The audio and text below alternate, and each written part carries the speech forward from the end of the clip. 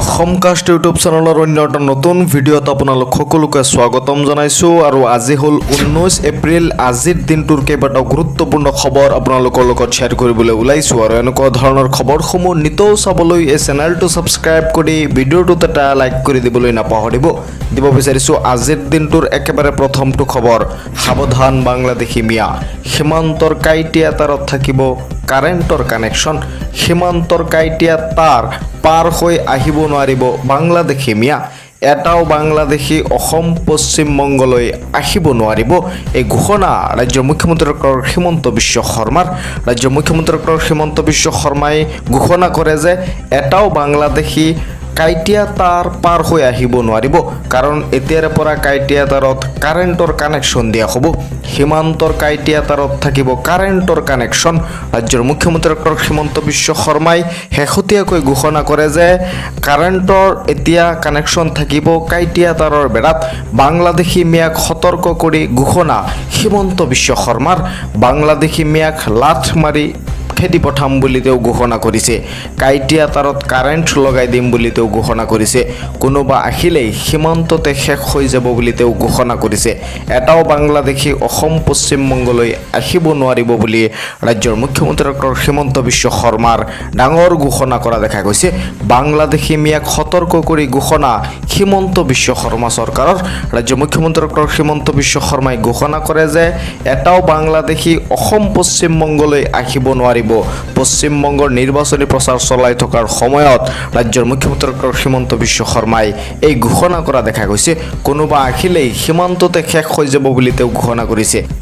যিহেতু সীমান্তৰ কাইটিয়া তাৰত এতিয়া কাৰেণ্টৰ কানেকশ্যন থাকিব, গতিকে কোনোবা আহিলেই তাতেই শেষ হৈ যাব বুলি ৰাজ্যৰ মুখ্যমন্ত্ৰীগৰাকীয়ে ঘোষণা কৰিছে।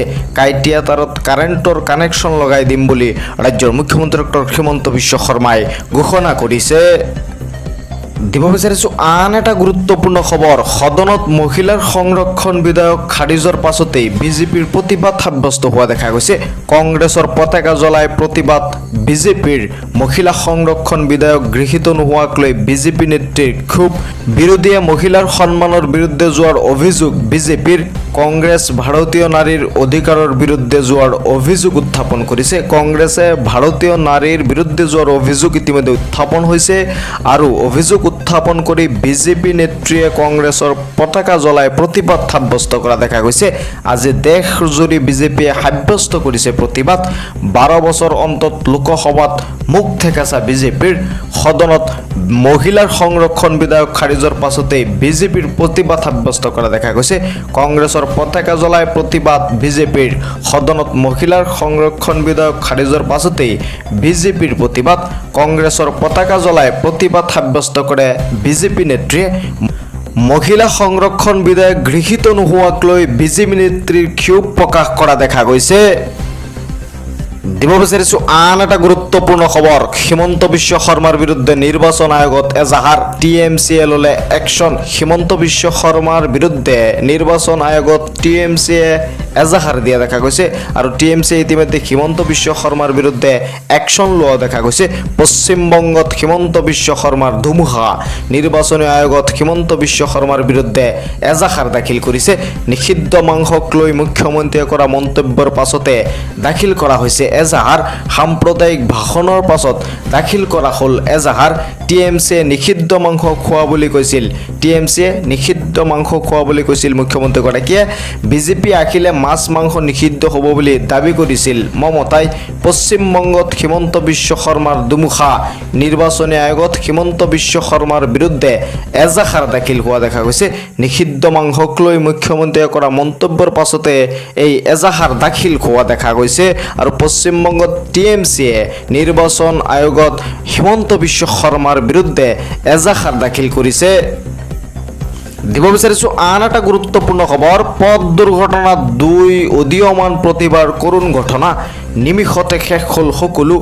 কাকপথাৰত উত্তপ্ত পৰিস্থিতি বিহুৰ আনন্দ উল্লাসৰ মাজতে কাকপথাৰত শোকাবহ ঘটনা নোহোৱা হ'ল 2 উদীয়মান প্ৰতিভা ভয়ংকৰ পথ দুৰ্ঘটনাত পতিত হৈ মৃত্যু 2 যুৱকৰ পথৰ দাঁতিত ৰৈ থকা অৱস্থাত 2 যুৱকক মতিয়াই নিয়ে তীব্ৰবেগী বলেৰো বাহনে মৃত যুৱক দুজন ফুটবল খেলুৱৈ প্ৰাণজিৎ দাস আৰু শশাংক মৰাণ বুলি চিনাক্ত কৰা হৈছে পথ দুৰ্ঘটনাৰ পাছতে উত্তপ্ত পৰিস্থিতিৰ সৃষ্টি হৈছে ৰাজপথ অৱৰোধ কৰি উত্তাল প্ৰতিবাদ ৰাইজৰ প্ৰতিবাদস্থলীত আৰক্ষী উপস্থিত হৈ অব্যাহত ৰাখে তদন্ত কাকপথাৰ লাজুমৰ 15 নং ৰাষ্ট্ৰীয় ঘাইপথত সংঘটিত এই ভয়ংকৰ পথ দুৰ্ঘটনা মৃত যুৱক দুজন ফুটবল খেলুৱৈ প্ৰাণজিৎ দাস আৰু শশাংক মৰাণ বুলি ইতিমধ্যে চিনাক্ত কৰা হৈছে পথ দুৰ্ঘটনাৰ পাছতে উত্তপ্ত পৰিস্থিতিৰ সৃষ্টি হৈছে কাকপথাৰত আন এটা গুৰুত্বপূৰ্ণ খবৰ 17 এপ্ৰিলক সদায় এটা কলা দিন হিচাপে মনত ৰখা হ'ব কংগ্ৰেছৰ নেতৃত্বাধীন বিৰোধীয়ে এইটো প্ৰমাণ কৰি দিলে যে তেওঁলোক মহিলা বিৰোধী লজ্জাজনক লোকসভাৰ মহিলাৰ 33% আসন সংৰক্ষণৰ বিধেয়ক গৃহীত নোহোৱাত প্ৰতিক্ৰিয়া ৰাজ্যৰ মুখ্যমন্ত্ৰী ডক্টৰ হিমন্ত বিশ্ব শৰ্মাৰ তেওঁ উল্লেখ কৰে যে 17 এপ্ৰিলক সদায় এটা কলা দিন হিচাপে মনত ৰখা হ'ব কাৰণ কংগ্ৰেছৰ নেতৃত্বাধীন বিৰোধীয়ে এইটো প্ৰমাণ কৰি দিলে যে তেওঁলোক মহিলা বিৰোধী এইটো একেবাৰে লজ্জাজনক বুলি ৰাজ্যৰ মুখ্যমন্ত্ৰী ডক্টৰ হিমন্ত বিশ্ব শৰ্মাই ঘোষণা কৰা দেখা গৈছে কাৰণ লোকসভাত মহিলাৰ 33% আসন সংৰক্ষণৰ বিধেয়ক গৃহীত নোহোৱাত এই প্ৰতিক্ৰিয়া দিছে ৰাজ্যৰ মুখ্যমন্ত্ৰী ডক্টৰ হিমন্ত বিশ্ব শৰ্মাই আৰু তেওঁ কয় যে 17 এপ্ৰিলক এটা সদায় কলা দিন হিচাপে মনত ৰখা হ'ব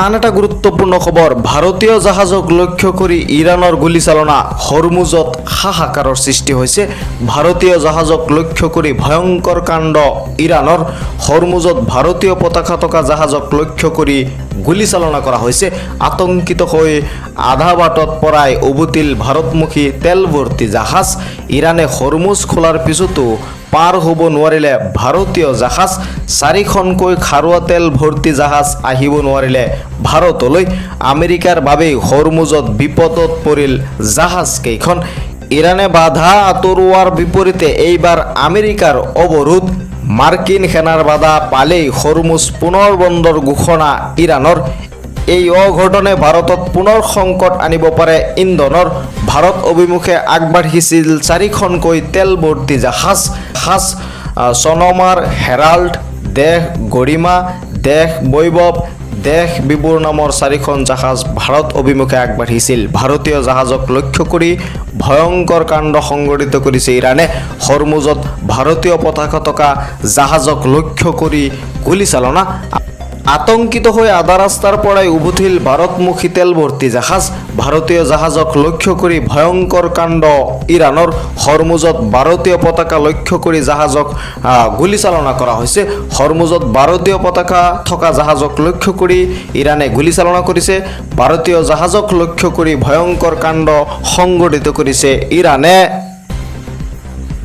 দিব বিচাৰিছো পৱন খেৰাক লৈ আন এটা গুৰুত্বপূৰ্ণ খবৰ কংগ্ৰেছ নেতা পৱন খেৰালৈ চৰম সংকট উচ্চতম ন্যায়ালয়ত নাকচ জামিন আবেদন যিকোনো মুহূৰ্ততে গ্ৰেপ্তাৰ হ'ব পাৰে পৱন খেৰা উচ্চতম ন্যায়ালয়ত মুখ থেকেচা খেলে পৱন খেৰাই আদালতে গ্ৰহণ নকৰিলে কোনো যুক্তি পৱন খেৰাৰ অন্তৰ্বৰ্তীকালীন জামিনৰ ম্যাদ বৃদ্ধি কৰিবলৈ অস্বীকাৰ উচ্চতম ন্যায়ালয়ৰ জামিন আবেদন নাকচ হোৱাৰ পাছতে এতিয়া কাৰাগাৰলৈ যোৱাৰ পথ প্ৰশস্ত হ'ল পৱন খেৰাৰ উচ্চতম ন্যায়ালয়ৰ ৰায়ৰ পাছতে বিপদত পৰিছে পৱন খেৰা কংগ্ৰেছ নেতা পৱন খেৰালৈ চৰম সংকট উচ্চতম ন্যায়ালয়ত নাকচ জামিন আবেদন দিব বিচাৰিছো আন এটা গুৰুত্বপূৰ্ণ খবৰ আৰু আজিৰ দিনটোৰ একেবাৰে শেষৰটো খবৰ ৰাজ্যত হোৱা নাই ইন্ধনৰ সংকট কলা বজাৰ ৰোধিবলৈ IOCLৰ কঠোৰ পদক্ষেপ কলা বজাৰ ৰোধিবলৈ IOCLৰ কঠোৰ পদক্ষেপ গৰুৱা চিলিণ্ডাৰৰ যোগানত হোৱা নাই